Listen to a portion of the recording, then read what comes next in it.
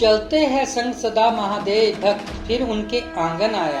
कर दिव्य दर्शन सोमनाथ वरदान शिव से ले आया। हर हर महादेव बम बम बोले। सोमनाथ पार्ट 2 में आप सभी का एक बार फिर से स्वागत है। जैसा कि आप सभी ने पहले सोमनाथ पार्ट 1 में सोमनाथ ज्योतिर्लिंग, सोमनाथ पुराना मंदिर, भालका तीर्थ मंदिर, भगवान कृष्ण जी का भीड़ भंजन मंदिर, बाणगंगा दर्शन किए। पार्ट 2 में आज आप सभी को अपने साथ सोमनाथ से महज 3 किलोमीटर की दूरी पर श्री गोलकधाम तीर्थ, श्री गीता मंदिर, श्री लक्ष्मी नारायण मंदिर, श्री कृष्णचंद पादुका जी, श्री बलदेव जी गुफा, श्री गोलक घाट, श्री काशी विश्वनाथ मंदिर, श्री महाप्रभु बैठक जी, श्री भीमनाथ मंदिर जी के दर्शन करवाएंगे। अगर बात की जाए गोलोक परम पुरुषोत्तम भगवान श्री कृष्ण का निवास स्थान है। यहाँ पर भगवान कृष्ण श्री राधा रानी संग निवास करते हैं। वैष्णव मत के अनुसार भगवान श्री कृष्ण ही परम ब्रह्मा है और उनका निवास स्थान गोलोक धाम है, जो कि नित्य है अर्थात सनातन है। इस लोक को परम धाम कहा गया है। शास्त्रों में गोलोक के बारे में बताया गया है। गोलोक में भगवान श्री कृष्ण निवास करते हैं। गोलोक की सुंदरता को देखकर देवता भी प्रसन्न हो जाते हैं। बलदेव जी गुफा, जिसे शेषनाग कहते हैं, पिछले जन्म में भगवान राम के भाई लक्ष्मण और श्री कृष्ण के भाई बलदेव जी, जिनको शेषनाग भगवान के रूप में संसार जानता है, श्री कृष्ण की मृत्यु के बाद शेषनाग जी यहाँ से पाताल प्रवेश कर गए थे। गीता मंदिर इतिहास आप सभी की जानकारी के लिए बता दें कि इसे बिंडला मंदिर के रूप में जाना जाता है, क्योंकि यह भारत के प्रसिद्ध उद्योगपति बिंडला द्वारा बनाया गया था। यह मंदिर जुगल किशोर बिंडला द्वारा सन 1946 में अपने माता पिता की याद में बनाया था। मंदिर में सुंदर चित्रों और नक्काशी के साथ अतुलनीय वास्तुकला है, जो उसे अद्भुत मंदिरों को सुशोभित करती है। यह मंदिर अपने आप में भगवान कृष्ण और कई अन्य भगवानों की झांकियों को ग्रहण करता है। गीता मंदिर इतिहास द्वापर युग से जुड़ा है। जब भालका तीर्थ में भगवान श्री कृष्ण को तीर लगा था, तब उन्होंने गीता मंदिर में आराम किया था। फिर उसके बाद आगे गए थे। लेकिन मंदिर के अंदर बड़ी खास बात है कि इसके अंदर 18 पिलर्स है और 18 पिलर्स के ऊपर गीता का अध्याय है जो बनाया गया है। महाप्रभु बैठक जी, यह मंदिर वैष्णव समुदाय के पुष्टि मार्ग संप्रदाय से संबंधित है। जिन स्थानों पर श्री महाप्रभु जी ने अपक्षी भ्रमण के दौरान श्रीमद् भगवत पर प्रवचन व संगोष्ठियां आयोजित की, उसे बैठक कहते हैं। श्री कृष्ण चरण पादुका जी, बताया जाता है कि देह त्यागने से पहले अंतिम बार भगवान श्री कृष्ण जी के चरण जहाँ पर पड़े थे। भगवान श्री कृष्ण के चरणों में सारा संसार बसा हुआ है। मान्यता है कि जो कोई भगवान श्री कृष्ण के चरण कमलों में अपनी आस्था और विश्वास रखता है, जीवन में उसे सभी सुखों की प्राप्ति होती है और उसे कभी भी पराजय का मुख नहीं देखना पड़ता है। भगवान के चरणों में ही मोक्ष की प्राप्ति होती है। श्री शंकराचार्य मंदिर देखिए। भगवान शिव एवं शंकराचार्य को समर्पित मंदिर से जुड़ी सबसे स्थायी मान्यताओं में से प्रसिद्ध दार्शनिक धर्मशास्त्री आदि शंकराचार्य से है, जिसमें शिव शक्ति के द्वारा प्रस्तुत ब्रह्मांड में शक्ति की सुंदरता एवं दिव्यता का गुणगान किया गया है।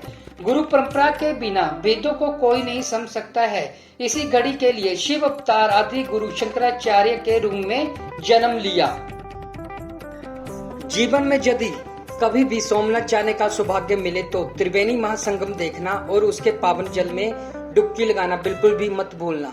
श्री सोमनाथ मंदिर से महज 1 किलोमीटर की दूरी पर स्थित है।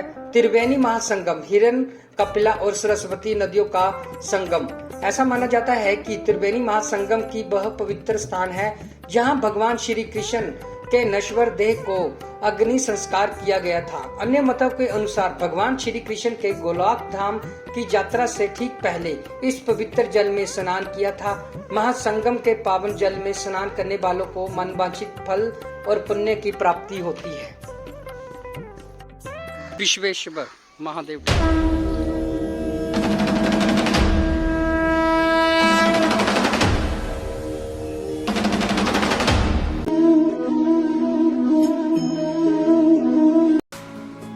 सभी को जय द्वारिकाधीश, राधे राधे।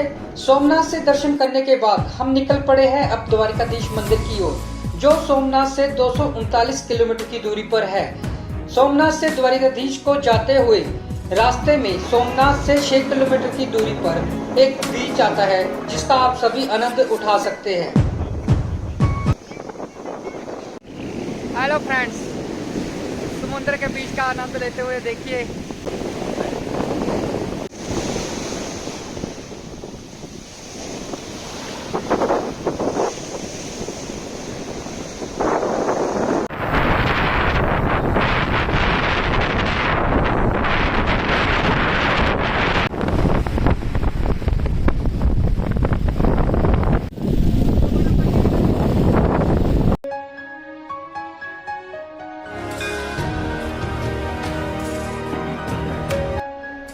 हेलो फ्रेंड्स, अब हम पहुंच चुके हैं द्वारिकाधीश और सभी भक्तजनों को राधे राधे।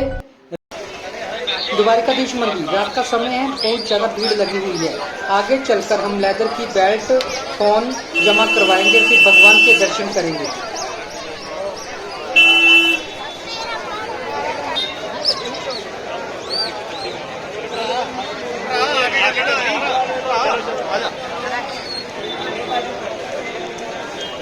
यहाँ पे हमारे फोन, पर्स वगैरह और लेदर की बेल्टें वगैरह जो भी है यहाँ पे जमा हो जाएगा।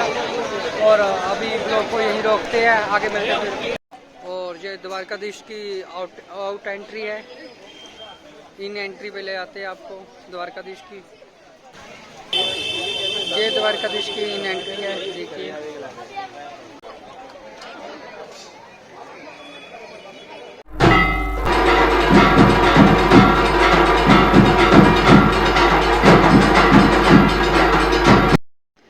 द्वारिकाधीश भगवान की बंद आंखें प्रेम का प्रतीक मानी जाती हैं।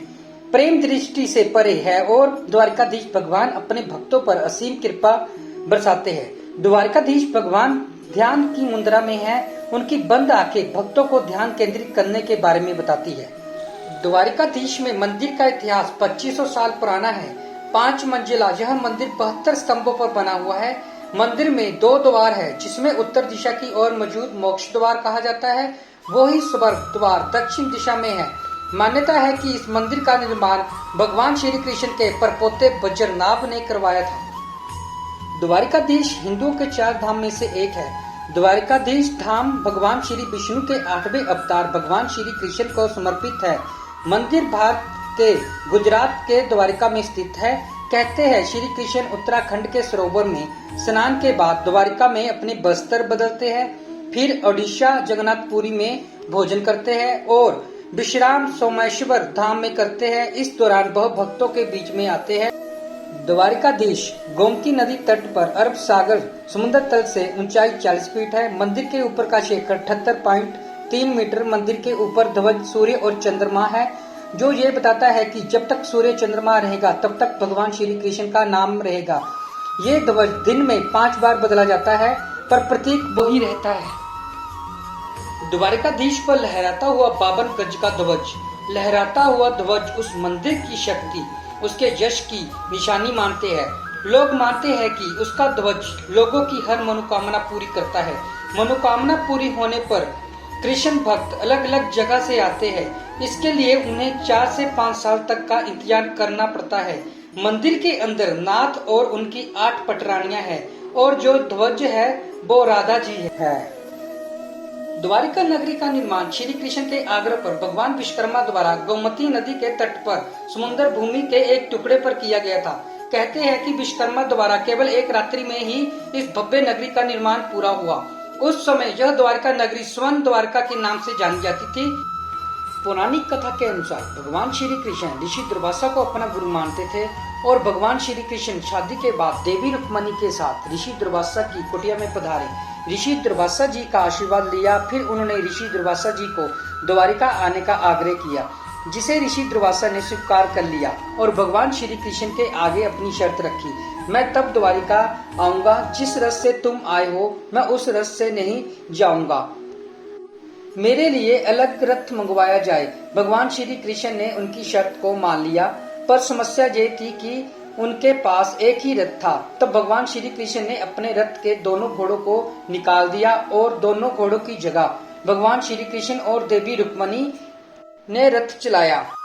कुछ दूर जाने के बाद रुक्मणी को प्यास लगी और उन्होंने भगवान श्री कृष्ण को अपनी प्यास बुझाने के लिए कहा। भगवान श्री कृष्ण ने तब धरती पर अंगूठा मारा, तब गंगा जल की धारा वहां बहने लगी। दोनों ने पानी पिया और प्यास बुझा ली, लेकिन ऋषि दुर्वासा जी को पानी के लिए नहीं पूछा, जिससे ऋषि दुर्वासा जी को भयंकर क्रोध आ गया और उन्होंने देवी रुक्मणी और भगवान श्री कृष्ण को 12 साल का अलग अलग रहने का श्राप दे दिया। साथ में ये कहा, जिस जगह गंगा प्रकट हुई वो स्थान बंजर हो जाएगा। उसके बाद देवी रुक्मणी ने श्राप मुक्ति के लिए भगवान विष्णु की तपस्या की और भगवान विष्णु जी ने प्रसन्न होकर देवी रुक्मणी को श्राप मुक्त कर दिया। द्वारिका से 2 किलोमीटर की दूरी पर देवी रुक्मणी का मंदिर है। ये वही मंदिर है यहाँ पर देवी रुक्मणी को श्राप दिया गया था। और अन्य मत के अनुसार माना जाता है कि जिस स्थान पर रुक्मणी को श्राप के समय खड़ी थी, उस स्थान पर द्वारिकाधीश मंदिर का निर्माण हुआ। द्वारिकाधीश भगवान के दर्शन के बाद हम सभी भाई बंधु द्वारिकाधीश नगरी में डीएम होटल में रुके, जिसका किराया 2000 रुपये था। द्वारिकाधीश नगरी में आप सभी को होटल रूम 1500 से 3500 तक आसानी से मिल जाते हैं। इसी के साथ लेते हैं इजाजत आपसे। अगले पार्ट 3 में हम आप सबसे बेट द्वारिका, मकर ध्वज, नागेश्वर महादेव ज्योतिर्लिंग और गोपी तालाब के दर्शन करवाएंगे। आप सभी को वीडियो कैसी लगी कमेंट बॉक्स में कमेंट करना ना भूलें। राधे राधे।